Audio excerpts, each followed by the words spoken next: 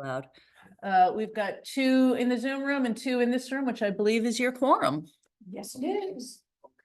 Who Joanne and Ryan in the Zoom. Good morning, Zoomers. Good morning. I guess you can hear us. They can definitely hear you. The microphone's so close. I have to keep my voice down. In your case, I wouldn't worry about it.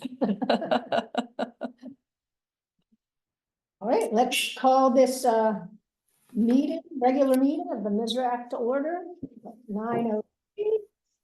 And we haven't met for a little while, so the minutes we'll be approving next are from June 14th, 2024.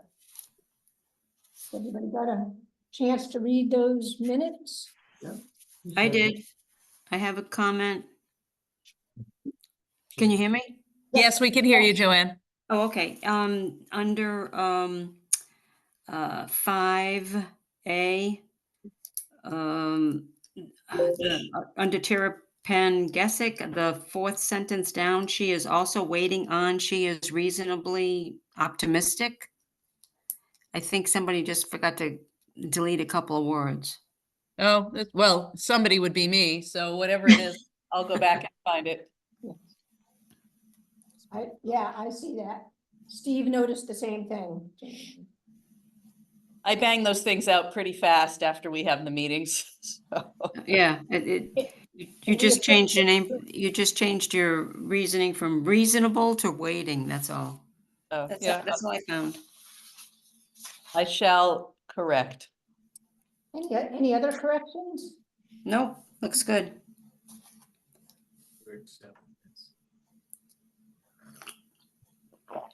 Okay, Steve made a motion to accept with the revision or correction. Any seconds? I will. And seconds, all in favor? Aye.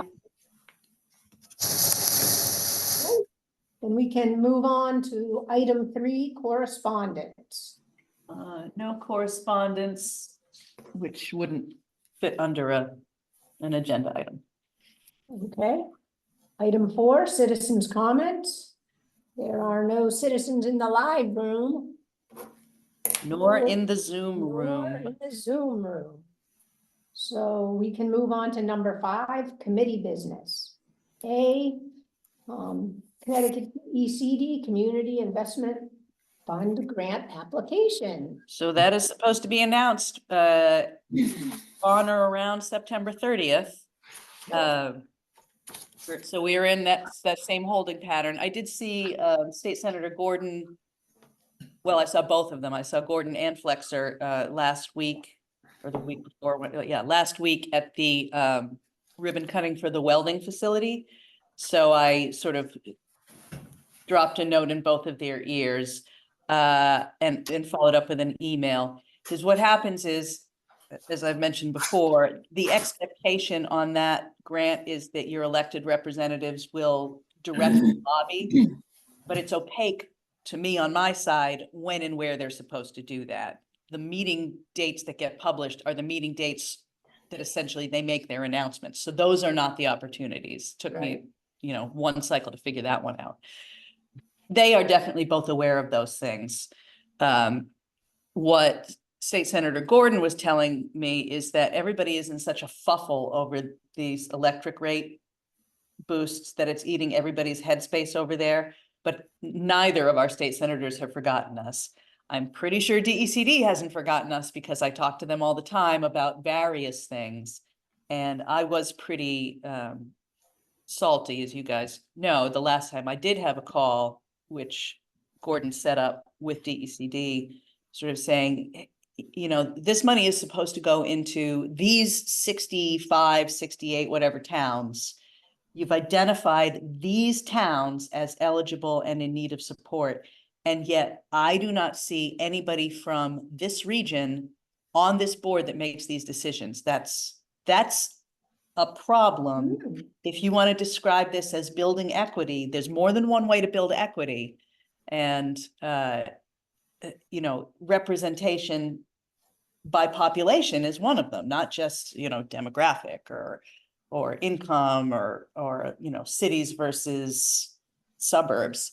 And the people from DECD who were on the call were definitely receptive to that message.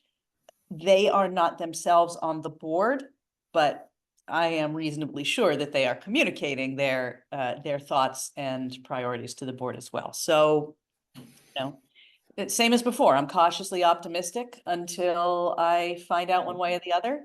If we get turned down a third time, I am gonna ask for $5 million instead of $4 million. And that's gonna be how I keep doing it until they give me some money. I definitely appreciate all your efforts in learning the system, playing behind the scenes. Good work. I appear to be suited You for need it. the squeaky wheel. You gotta get a little squeaky wheel action. Anybody have any other questions for Tiara from the Zoom room?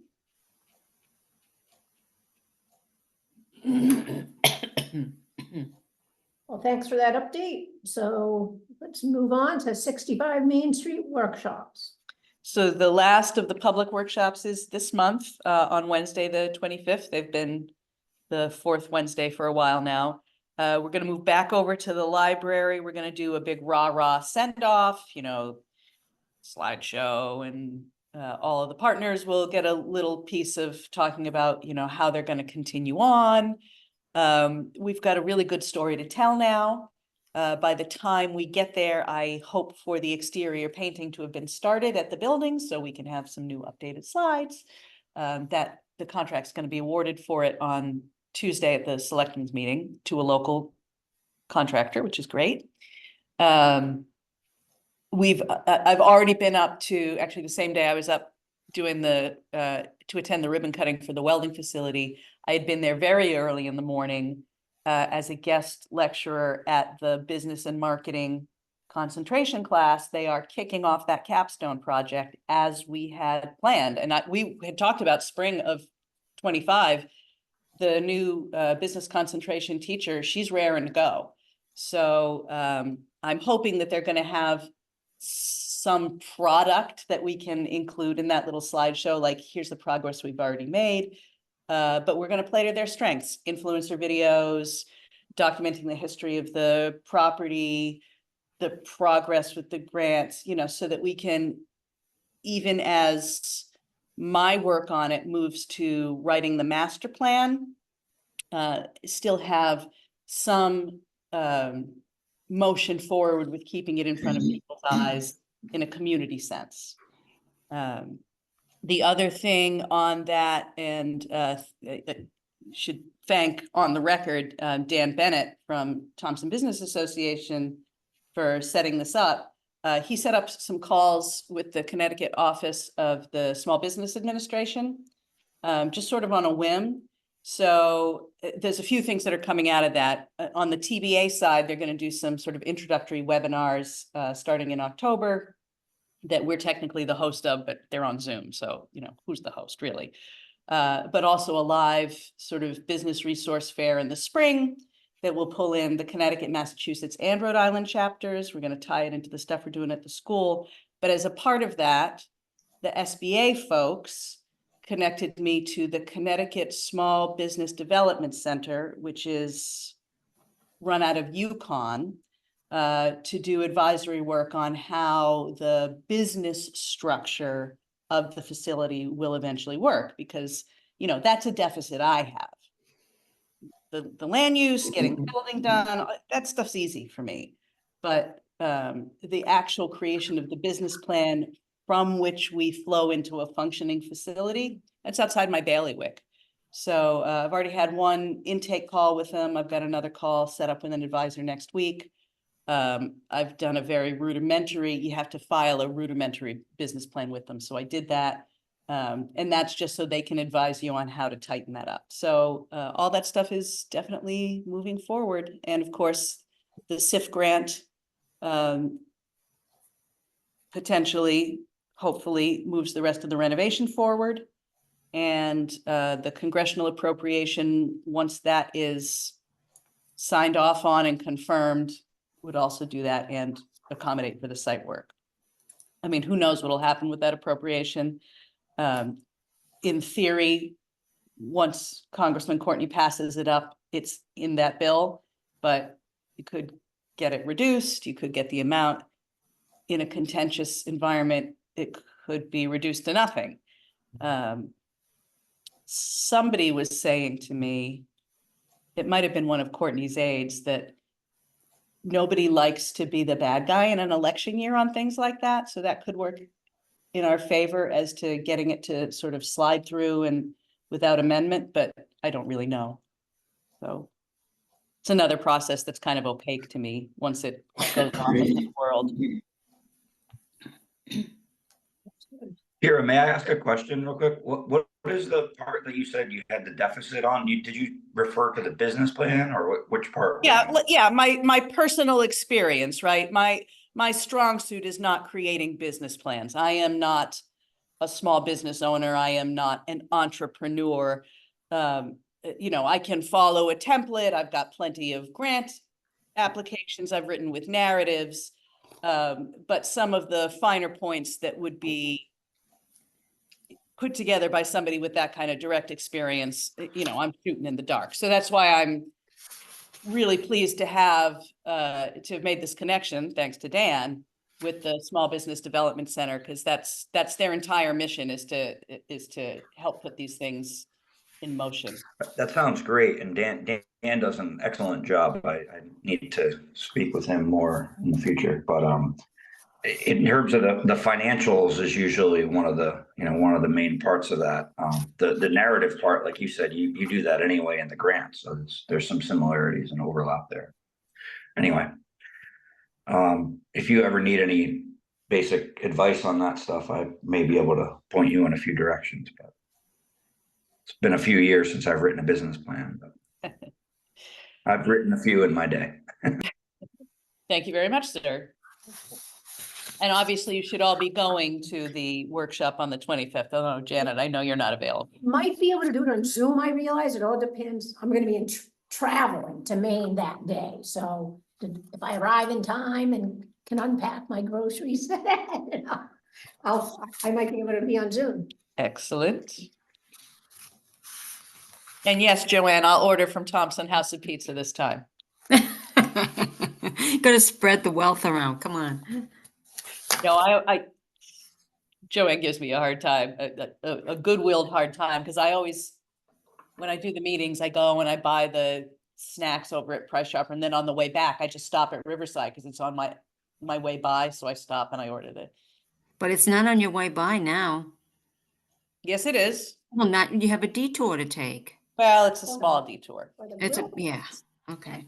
It's gonna be nice and hot by the time I got to the light.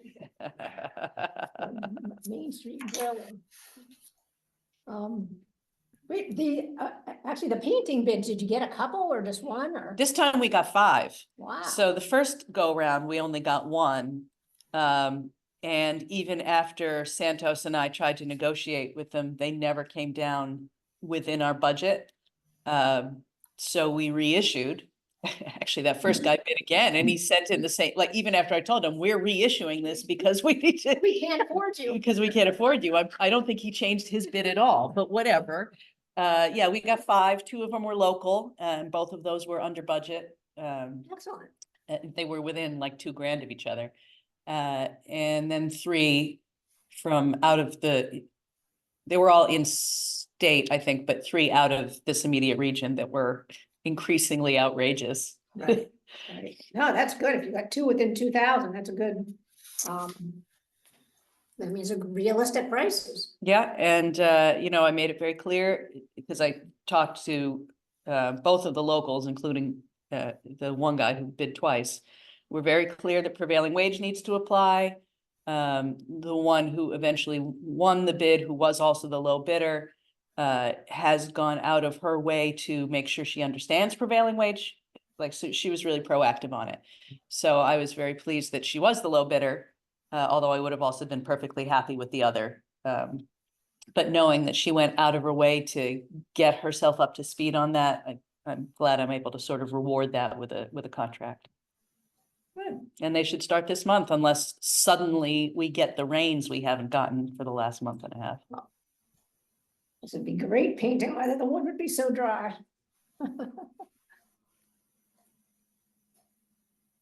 All right. Unless anybody has anything else, we can continue on along our agenda to the River Mill. So still moving glacially slowly, but we did have some positive developments. Good. The current extension we have is set to expire at the end of the month, but we've gotten at least an informal verbal from Benu that we're okay. The Department of Labor issue with prevailing wage on these jobs has put everybody out of sorts, not just us. We had the disadvantage of being the oldest project, so DECD was getting a little impatient with us regardless. But at this point, it appears that Department of Labor is prepared to move on this issue in some way, but nobody knows how. So that's one thing. So we have we have an undefined extension while this is working itself out. The other piece of that is that Pam, who is Pam Alcow, who is Gumpert's attorney, is working on a bunch of these same types of projects all over the state, many of them for John, but I think one for another client. And that grant was not constructed as a pass-through. So the town was the grantee on the remediation, and her determination letter from Department of Labor indicated pretty clearly that that was enough of a separation to decouple the prevailing wage from the private developer. So we are restructuring our grant no longer as a pass-through. And the remediation grant money is going to flow to the town. Now, the effect is going to be the same, right? The same LEP is going to get paid for the money. It's just instead of us passing the money through to the developer, we are going to pay the contractor directly. We're going to adjust the scope a little bit, and prevailing wage will apply to that. But everybody has always thought prevailing wage would apply to that piece. It's the vertical construction afterwards that was controversial. So Slater and Pam are working on redrafting that agreement. We had a con call, all of us, Slater, Pam, me, Gumpert, Amy, and Wayne. We're all on the same page. So we're going to turn the wheel slowly to get it to where we have the agreement redone so that the money comes directly to us and we pay out for the $2 million portion of the remediation. We may even go back and ask for another $1 million because of the time that has passed. Apparently, they are letting some people do that. I'm not even going to think about that until it appears it becomes viable. But that is also a potential result of this restructuring. So still That on nice. glacial time, but definitely a positive development. It is. That is very positive. Now, does Andy Scott still need to sign off on all this crap? That he was another He does. thorn in the side. He remains a thorn in everybody's side. Every time I talk to Pam and John, they believe he's about to sign. What I said, and what and I wouldn't say that this is a set in stone, but what I said is, look, once we restructure this agreement, a piece of that has to be, what is the drop dead date by which you either get Andy Scott to sign or you initiate foreclosure? I don't think we put a date on it, but I believe we're now within this calendar year on that order of action getting resolved. Either he signs or John and his partners initiate foreclosure. That was actually one of my questions was the foreclosure part. And then also just, can you just refresh on current ownership, and is that entity from Georgia still the developer? Who's going to be the developer of the mill? Yes, it's been the same developer all along. Okay. He is, I believe, based out of, it's either Georgia or North Carolina. I think he's from Georgia, but his big projects in the South, I think, have been in North Carolina. He's also invested in a bunch of stuff up here. The actual owner is a guy named Andy Scott. Obviously, it's owned under various LLCs, who lives out on the western part of the state. He's been the owner all along. There's a middleman who owns his note. Sure, of course there is. Right. And he's the guy who wanted to knock it down for bricks a few years ago, which is what initially kicked this off. This was before I came on. This was when Marianne was the planner and Ken Beausoleil was first selectman. Yeah, I remember. Kicked everybody into high gear on that. And that sort of successfully solicited the developer, put a pin in it. But it's been grinding along ever since because the actual owner is so erratic. And for whatever reason, our developer hasn't been super aggressive on trying to close some of those deals. And I know some of those reasons, but some of those reasons I think are just, he's got enough projects that he doesn't need to burn the barns down on any one particular. He can take his path of least resistance while other things work their way out. I think that's a factor. So, I mean, I've got a spreadsheet somewhere that shows how complex the ownership of this ends up being. That would be great to have a visual of that, because oftentimes it looks like a web. You know, it looks like a web where you have various LLCs reporting up to a main holding company, and you know, I use my prior employer as an example. So there's let me see 20 if I different can entities find it. under one parent. And then Gumpert's, he's the one that has to sign basically, and to get the project moved forward as well. He has to sign off. Well, he's the developer, so yeah, he Right. is He's a the party developer. to all of it. Yeah, he's got to Right. buy it. But- Let me see. But we're not having a problem with Gumpert signing. No, anything. no. No, he's a good He's guy. part of the agreement and Right. It's just, you know, that it's just too freaking complex for its own good. But is the goal to initiate the foreclosure or not? And how I does that think- relate to the taxes? I guess that's really what I'm trying to get around, is the financial side, and if there's anything that maybe I could do to help or not help, or just give advice to people who are actually on the front line, I guess. No, so the town sold essentially the tax lien to the developer with the understanding that they would over time, you know, bring it up to date on taxes, you know, and they've made some tax payments, and once they take full ownership, they remit the whole back taxes. Mhm. In that assignation, he was assigned the legal right to foreclose on the current owner. It's in everybody's interest if this closes non-adversarially, and foreclosure is an adversarial process. But Yeah. the fact that legal ability exists is certainly leverage. I think it's in our developers' nature to not want to work adversarially and to try to, you know, go through clean channels. And since we've had other issues to work out, I don't think his pressure to do so in his own mind has been high. But yes, at any time he could now initiate that, and that's so. But we would still all rather prefer it just be a clean sale and transfer of ownership. Right. And specifically the developer in the, let's call it the worst case scenario, right? Because there's always 2 or 3 scenarios in these things. The worst case scenario is the developer, who in this case is Gumpert, would be foreclosing on Andy Scott out of somewhere in the West Fairfield area or something. Right. Right. Okay.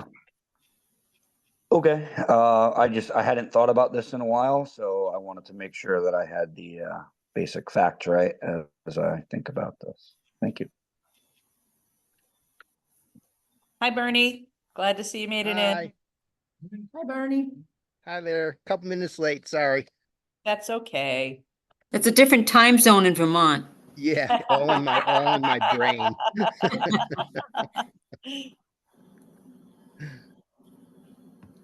All right, well, that was a good update. I feel like that's, most we've heard in like 4 or 6 months, at least something. Yeah, I would It's like agree. glacial. I would Yeah, agree. that's good. So let's move on to Riverside Drive, 630 Riverside Drive. And we also have some motion there. Woo-hoo! In fact, let me find my email. I will read you the email that I had from, if I can find what I did with it. Is that it? Yeah, so I had, so I've been going back and forth. I think the last time we talked about this in any seriousness, I had mentioned that I was trying to get the site on Advanced CT's certified sites page. And I've been going back and forth with them, sent them a bunch of information about the environmental assessments and the potential for the site and the flood plan, blah, blah, blah, blah, blah. So on Tuesday, I had this email from my contact there, Aaron Smith at Advanced CT. Hi, Tira. We had a successful advisory committee meeting today, resulting in no objections to moving forward with 630 Riverside as an investment-ready certified site. As a next step, we will begin to create the marketing printable brochure and create its property profile so that it is available on our website, which is good. I'd also like to introduce you to Eric Bosworth, who is the Clean Energy Technology Manager at Eversource. He is very involved in the geothermal space as an energy alternative and was extremely helpful in identifying a potential use case for the Riverside parcel in lieu of natural gas. Eric Tirapenas, blah, blah, blah, and that's just, and the rest of that's introductory. So one of the things that I did have to go back and forth on with Advanced CT, because so much of the state does have full access to all of the standard utilities, obviously that is a limit for us and has been all along. It's a problem with where our quote unquote industrial park is located. As Janet knows, that when Jason first brought his townhouse project across from the water treatment plant to us, we tried to sort of mesh that with a local small manufacturer who wanted to relocate here, but his process needed natural gas. And we found out that it would be, in the $2 million range just to take a line, a half mile from the Putnam line. So obviously that we're not getting anywhere near 630 Riverside with that. So that's been sort of a problem for us in terms of the kind of commercial and industrial development that would really lead to a big grand list boost, which is what everybody's after. But this guy at Advanced CT floated this notion that it might be a potential for geothermal. So I haven't set up a call yet with Eversource, but I'm gonna get that. It sounds like they're looking for pilot projects. So that's sort of the biggest actual development with 630. Months ago, we met with what seemed like a very interested developer and his team. I haven't heard back from them since, but they had developed a concept for some townhomes sort of closer to the river with sort of street fronting, maybe mixed retail hospitality space. There's an experienced developer who had worked with that. I've been getting periodic calls from Peter Lang, who says he's got somebody interested, and then none of that ever goes anywhere. But this is this will actually put it in front of people on this quasi-public agency Advanced CT's website, and that is good news. So in summary, it's geothermal in replacing natural gas. That's the As an alternative, yeah, because one of the things, again, that I had to go back and forth with them was the general lack of meaningful utility access. Like, yes, it's got full access to water and sewer, which is great. But for, most kinds of commercial development, they're not going to want to be putting giant propane tanks on site, right? They're going to want. I was just going to say that only because we have the Spicer folks in town, so support local business and in theory, you could do that. It's probably not a great replacement, but it's a theoretical idea. Yeah, I think, How if- does geothermal replace natural gas? I could not answer that question for you, Bernie. It's another thing that's outside my wheelhouse, but that's why I'm going to talk to Eversource. They seem to be interested in exploring it as an alternative for natural gas. So I'm going to hear what they have to say and what that means in terms of the scale of what could be developed there. And interesting, since we do have so much floodplain, like we have a lot of land to spread out those wells. I mean, that. Yeah, but geothermal is heat pump. You know, there's not much energy there relative to natural gas. Like I say, Bernie, I do not know the answers to those Yeah. questions. I'm not an energy person, but It's a fair point, Bernie. The problem is that Massachusetts is heavily incentivizing and pushing heat pumps, and it's also coming to Connecticut. So what they're effectively aiming to do is to replace some of the fossil fuel oriented things, such as heating oil, or pushing the industry to replace. So it's generally part of that, and the heat pump issue is a very hotbed issue right now, currently in the marketplace. Right. It's really coming to a head in Massachusetts through the APS program. The gentleman that runs that, Michael Ferrante, I have had very long-term relationship with and know him very well. I could pick his brain or ask him some questions if there was anything that we had, because I think he's a good resource. I don't know if there's any ability to substitute.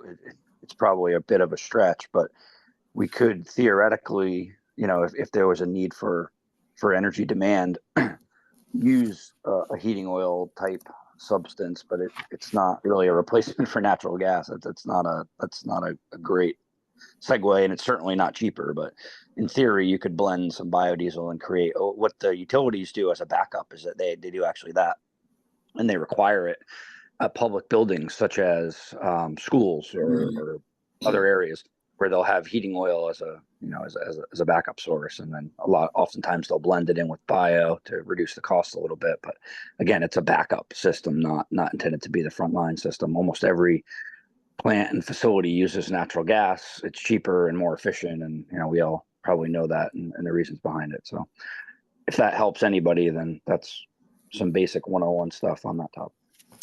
thanks, Ryan.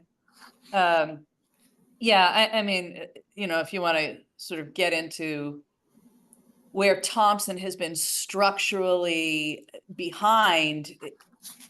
So we're at this point now where it's quite clear to me that no state in New England, for sure, is going to be investing in increased fossilization, right?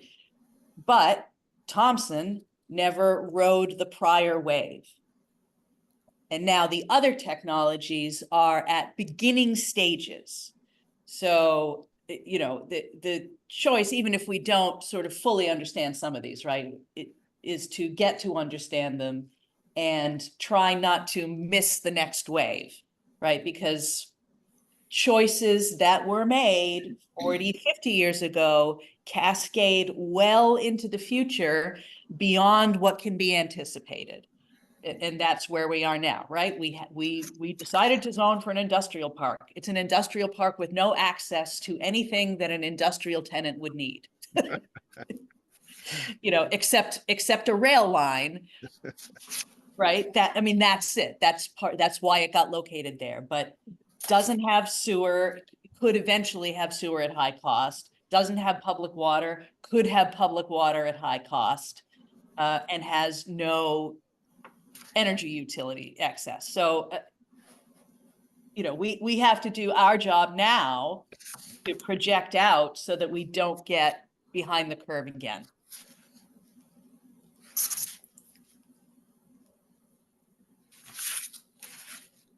True. Agreed. All right, and if there's no objections, I guess we should move on in our agenda. I mean, the next item is Main Street reconstruction, but that's pretty much wrapped in with the Community Investment Fund grant, right? Yeah. So there's nothing new on that. Blaine Road intersection, anybody see the beautiful rain gardens that are recently installed? Yeah, ECCD did that. That was a good news, bad news scenario. The bad news being that they couldn't do the library pavers because they couldn't coordinate within the time frame with the removal of the underground oil tank. The good news for us is it went from being one rain garden on the north intersection shoulder to two on both shoulders. So we worked out on that. I think they're probably going to have to put some interpretive signage up there soon. I assume that that's being manufactured. But it wasn't our grant, so I don't really know. ECCD is going to take a couple of minutes at the 65 Main final workshop, even though it's not directly related, just to give a summary of what they did there and what the town's responsibilities are going forward. The town is responsible for its future maintenance. And somebody has to sign that document. I suspect that somebody is going to end up being me. But I've been trying to convince the Conservation Commission to sort of take philosophical ownership of it.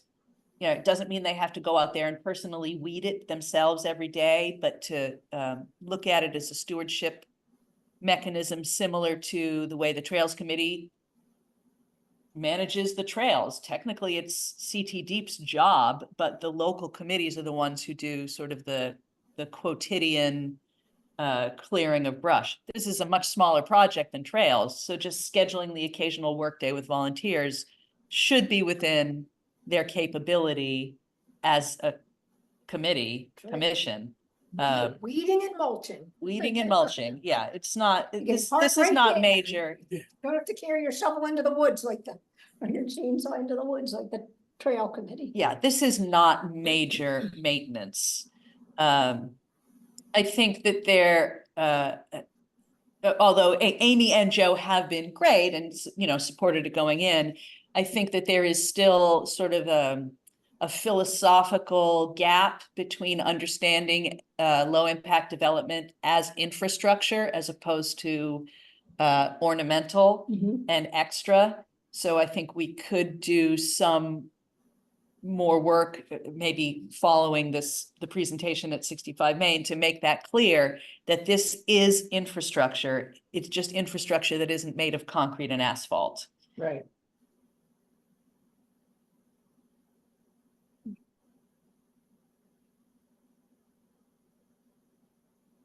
What impressive doodles Steve has going on. I know, he's Zentangling. Oh, and the guardrail did get replaced at the Blaine Road Bridge. Oh, yeah, I just see because of that block off on Route 12, it's like I don't go past that anymore. Yeah, well, there was a resident, and I think she must live on Blaine, who apparently had been coming in to talk to Amy a few times about, the guardrail on that, Yes, the oh, one, yeah. Very Because we looked at dangerous. it, the was three of us very looked at it. dangerous, yes. Yeah, so she happened to talk to me it must have been a Friday, because I was the only person in the office. It's like, oh yeah, I'll bring that back up. So now that is done. So the intersection shoulders have been built out. They've got the rain gardens, the guardrail is replaced. And just in the last week, somebody painted railroad crossing pavement markings, and I think maybe some stop lines. So Yes, the stop lines are coming from a different paint crew. Hopefully soon now, a new stop line. Well, there are some stop lines. There were new stop lines at Reardon intersecting Blaine. They did those, but the stop line up at Route 12 and the center line approaching Route 12 coming down Blaine, that's a different painting crew, and hopefully that's soon. excellent. I hate that Reardon Road intersection almost as much as I hated the original Blaine Road intersection. I almost got T-boned there again last week. Oh yeah, just I think it was day before yesterday. My sister was in town and I said to her, be careful going down the hill. They blow through that intersection at 50. Is Route 12 open yet? Since I No. avoided. No. It's still closed, okay. No, When's that gonna be? It should be by the end of I mean, they had said the middle of the month, but so assume the end of the month. Okay. Tira, do you know we heard something in the substrates was subsurface below the so-called creek there or something was the cause of all this delay? I think so, Bernie. I wasn't directly in that meeting. I happened to be walking through the conference room as Amy and Joe were meeting with DOT. I think it must have been DOT because it's their project. And I believe I heard those words, but I was not actively in that. Okay, There was definitely some kind of unforeseen subsurface conditions that delayed it, but what it specifically was, I do not know. yeah, okay, thanks. All right. Anybody have any other comments or discussion points on Blaine Road intersection? And I believe the other item, Swanson Park, I don't think there's anything new on that because we're waiting for the Community Investment Fund Correct. money to make more progress on that. So we're up to other new committee business. Ryan and I and Cindy and John Lenke attended an affordable housing conference all day on Wednesday this week down in New Haven. It was put on by the Connecticut chapter of the American Planning Association. They do an excellent job with their conferences. They had some really good speakers. They also had some speakers with good information who didn't do as good a job presenting it as they could have, sadly. You know, well, I'll let Ryan give his perspective as well, but you know, really, to my mind, really presenting very clearly options for increasing missing middle housing, repeating best practices about reducing lot sizes where you can, about removing parking minimums where you can, like all these things that lock people out of building housing, whether it be capital A designated affordable housing or sort of naturally affordable because you're able to build smaller footprints or more diverse footprints. I thought they did a great job with that. They had some breakout rooms on financing and building community support for housing and ADUs. There were a couple of new resources that I found out about.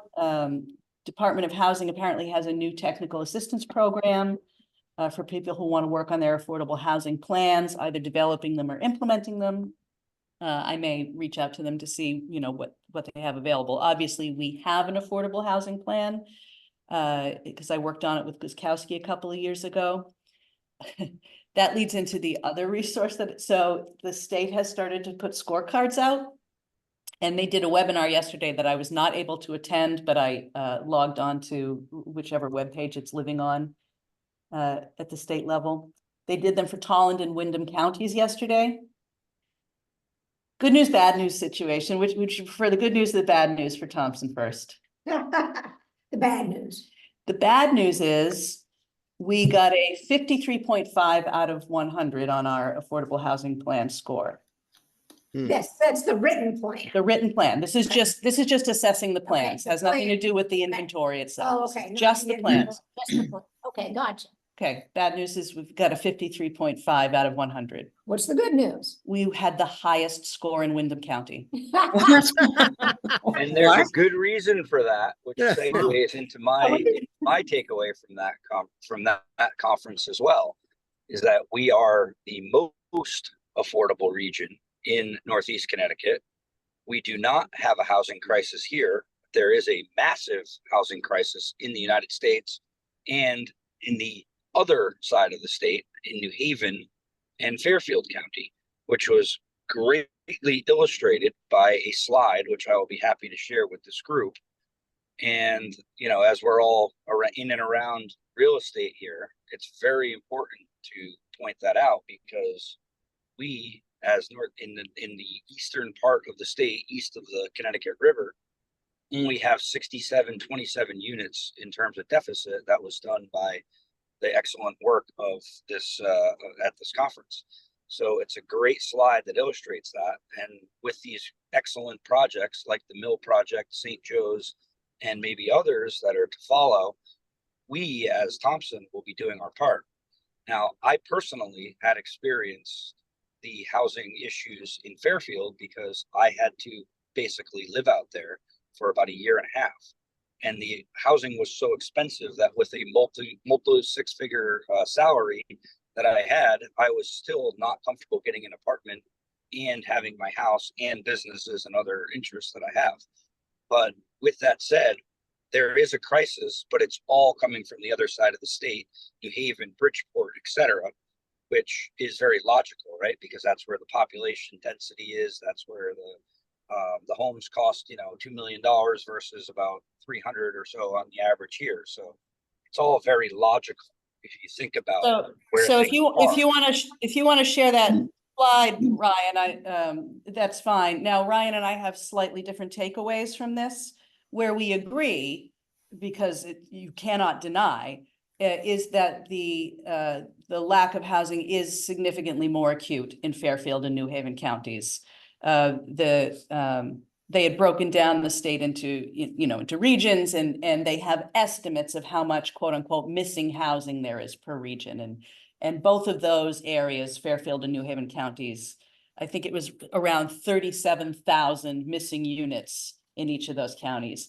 Whereas if you look at Yes. the next highest region by number, it was Eastern Connecticut, but that was a much larger. So I'm not entirely sure on how they broke. Not really a good data point there, because Hartford was actually lower than all of Eastern Connecticut. So I mean, generally this side of the state was the low part without the crisis, and the 90% of the shortage was between New Haven and Greenwich, let's say, on the map. So again, where Ryan and I agree is that the problem is much more acute as you get into higher density areas. I think there was some information missing in those raw numbers, which is, what is the number of missing units relative to the existing density? And it could be because we have such low density in the eastern part of the state that the actual percentages narrow. They certainly don't get close, but they narrow. It also does not take into effect some factors that we know exist, right? Pressure from Worcester, pressure from EB coming not just into Groton, but pushing up into the Killingly area, which then, displaces people from Killingly. It also didn't, and I don't remember if that was just capital A affordable units or units overall. I think it was units overall. But it was overall according to the slide. Yeah, that's what I thought it was, but I wasn't sure.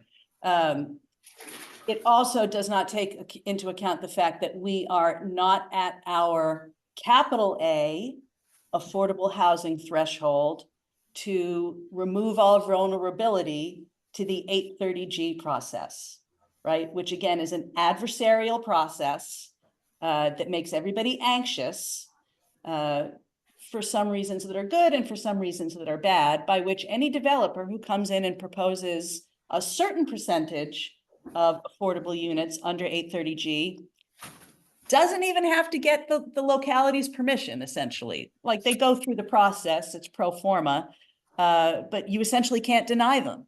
So, for those who fetch and wring their hands about when I, in the back of the house, negotiate a 10% affordability set aside on a development with 10 or more units, they should be happy that I'm doing that instead of advising them to skip our zoning process and put in 30 to 40% affordable units so that they can build what they want, right? Because that is an option that exists. And I wouldn't want to go down that route, because I think it's adversarial, and I think it creates bad blood, and I think it reinforces ideas about affordable housing that aren't true. But But we are at roughly 5 to 5.5%. It, you know, goes up, goes down year on year as some units fall out of the program, out of the suggested 10%.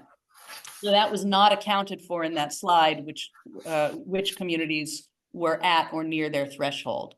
So there are more factors that were in there than just the raw numbers.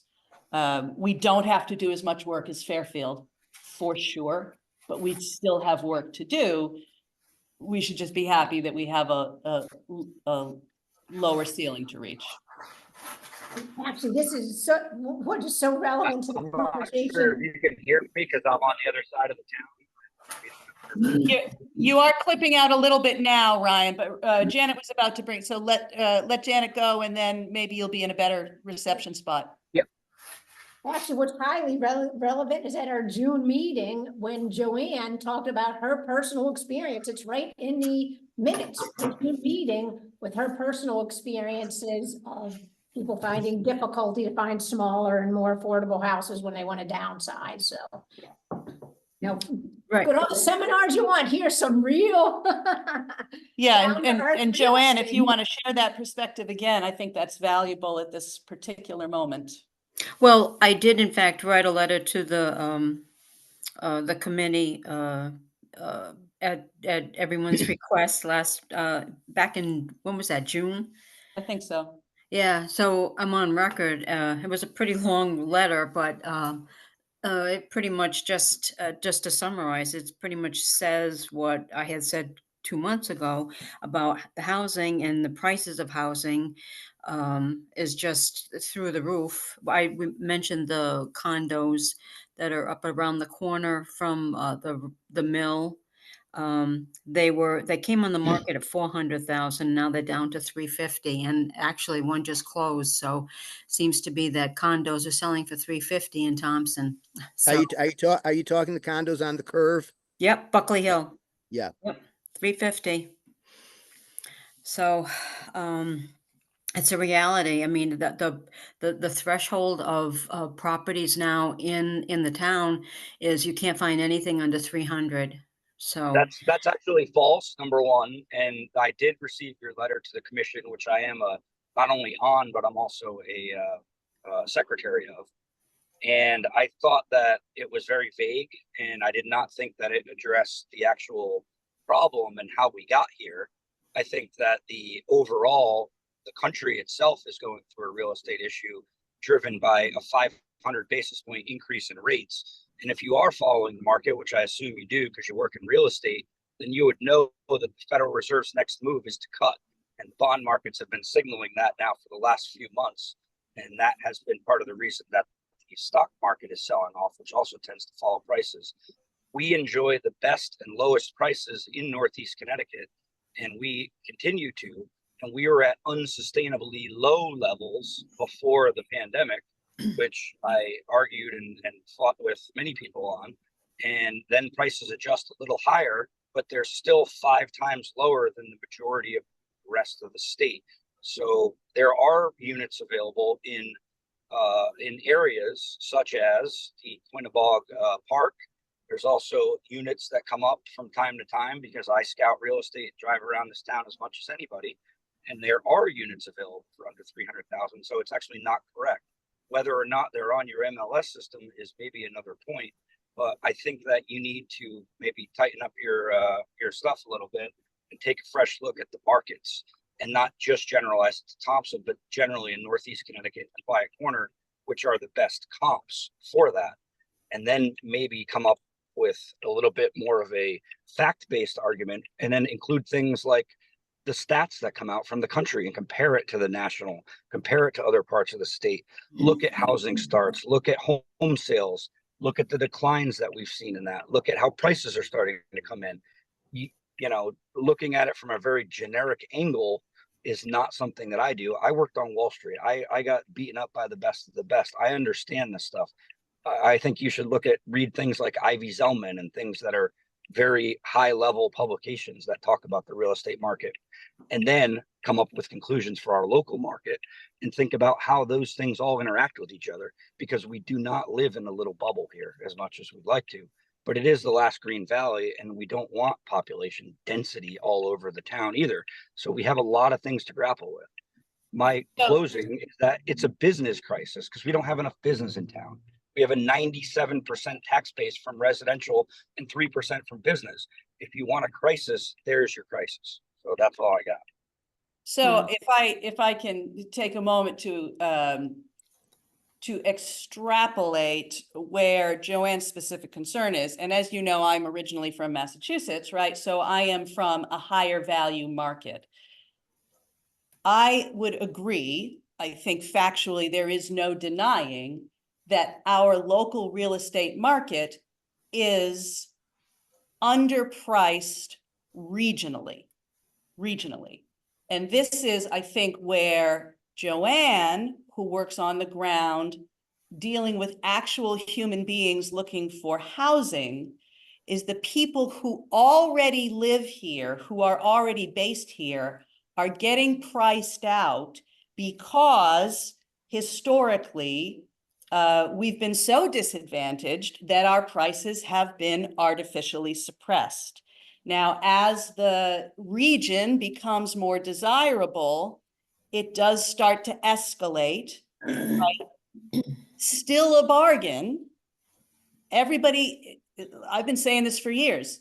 If I lived in Webster, I could step 5 feet across the state line and my property value would go up or down 20%, depending on which state I was stepping into. That means that there is a high percentage of in-migration from higher value areas who are getting priced out of their own gentrified markets, specifically Worcester for us in a lot of cases, right? That's displacing existing populations who, because we have low inventory, are having trouble relocating in their own area. So there is the issue of value, where we can all agree this has always been a lower price point, which is escalating perhaps as a correction, but in that correction, you are disadvantaging the people who have lived here for generations. Right? Okay, That is but then there's also the great wealth gentrification. transfer, though, that's going on, right? All this is That's nothing gonna new. be This has been mapped out. going on the Yeah. 40 years I've been around up here, you know, paying attention to this stuff. We've always been a bedroom community for commuters as far away as Boston, Hartford, New London. And prices have always been lower Mhm. and drawing people for that reason. Oh, yeah. And thank you, Tara. You said it very accurately. Yeah, this area has always been underpriced, always. But I think my point was that now that the prices are inflated, you just can't find anything. Before, you used to be able to find something under 100, then it went to 200. Now we're at the threshold of 300. I mean, and that's just a fact. I Yet I remember freaking out the first time I saw a $50,000 house in Putnam. I remember freaking out when I sold my first $100,000 house. So I understand that. But yes, you can find things under 200,000 in Thompson, and pretty much you're going to be buying in the Quinnebog Trailer Park, and that Yes, you can and spend 100 that's there. okay. There's nothing wrong with that. Oh, no, there facility as isn't. well. But that's about the cheapest place in town to buy a mobile home is in the Quinnebog Trailer Park. But even then, I mean, you know, a few years ago, those were $60,000 and $70,000, and now they're 150. So Yes, my they point were. is, There's been inflation. That's happening yeah, everywhere. yeah, It's much money. we That's the are government in, problem. yeah, But it's not here, just but Thompson. let's get back to the solution now. So I everyone believe your identified the chair is problem. trying to call to order. Yeah, well, this has been a very interesting discussion. We've diverged a little bit from our regular MSRAC agenda. Yes. But it's good to hear everybody's perspective, and I appreciate all those perspectives. Is there any other new committee business not associated with housing? Yeah, good idea. Well said. I feel like there probably is, but now it's out of my head. I think I was just gonna bring up our scorecard score. Oh, yeah, our it's good news, 15 bad days, news right? scorecard. We're still I failing. just but think that we we're should failing build the 55 best. plus. That was my point. So let's, the last, well, before adjournment, there's one more item, member comments. Would any members like to share any Yeah. comments? I thought that Senator Chris Walsh thing was very good. Murphy, you mean? Chris Murphy, let me see. Chris Murphy, and then a week later, see him at the national convention. So thanks for suggesting. Yeah. That was good. Yeah, I thought he presented really well. I was talking to Janet, I had like just one little thing made me a little twitchy when he was sort of talking about relative value in education, and like seemed like a really good talking point, but as a person who had a non-standard major, to be tying the idea of federal support to whether something is a quote unquote, marketable value later, all that means is your perspectives in certain fields in humanities would now no longer be represented by anybody who wasn't born wealthy, right? And that's real, right? I mean, like, we're already seeing it since, the knuckleheads have been going after DEI policies and affirmative action, right? They just saw a 4% drop in, I think it was African-American enrollment at Harvard and MIT, right? Because they've had to roll back these policies. And so, there's all these cautionary tales in there, and that one started to make me twitch almost immediately. Yeah, I don't know. Pete, members in the Zoom room, said, Steve and Tier, and I remember, I think it was only last month or a month before, we suggested instead of the MSRAC meeting, go to the meet and greet with Senator Murphy at QVCC. And so we went, did Norma go? No, Renee went. Oh, and Renee went. And Steve just said how he found it interesting. I also found it very interesting to have him just address issues in this area, which do relate back to MSRAC, like funding for sewer plant upgrades and stuff, like the crisis that Killingly's having because they have a moratorium. So it was interesting and was actually relevant to some of the items that are relevant to MSRAC and getting development into Thompson. He is a really accomplished speaker, presenter of ideas. He does a fantastic job. So. So thanks for inviting us. I second Steve's motion. That was a great idea. A field trip. It was a MSRAC field. MSRAC field trip. Does anybody have any further comments? I just wanted to say that I thank everyone for listening to my information, and I do hope that we try to push 55 and over, because it seems like that's a solution to our problem that may alleviate some other housing issues in town. As older people move out, as they do, of houses, the younger people replace that in the great replacement cycle. That's probably occurring. The more 55 and over that we have, the easier burden will be for the town. So thank you for your leadership, Janet and Tira, and everyone else for listening to my opinion. You're welcome. And yeah, I think we all agree. I think we all agree. We're getting older and we need places to live. Us older, us senior citizens and senior citizens to be. So, I guess then we can be adjourned at 10:04. Everybody go enjoy this weather. Get outside. Take care, everyone. Good night. Take care. Have a great weekend, everybody. Take care. Bye. Bye-bye.